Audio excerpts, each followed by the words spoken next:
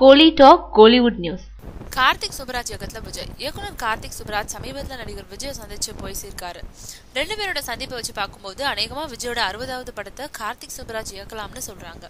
தமிழ் சினிமாவோட கவனிக்கத்தக்க இயக்குநர்கள் ஒருத்தர் கார்த்திக் சுப்ராஜ். இப்போ இரவியில பிஸியா இருக்கும் இவரு நடிகர் விஜய் சந்திச்சு பேசினது கோலிவுட்ல கொஞ்சம் பரபரப்பை ஏற்படுத்தியிருக்கு. விஜய் நடிக்கும் 60வது படத்தை இயக்க முன்னணி இயக்குநர்கள் பலரும் தவம் இருக்கும் நிலையில கார்த்திக் சுப்ராஜ் சந்திச்சு விஜய் பேசினதும் விஜயோட அடுத்த இயக்குனர் கார்த்திக் சுப்ராஜ் தான் வதந்திகள் வேகமா உலா வர ஆரம்பிச்சிருக்கு.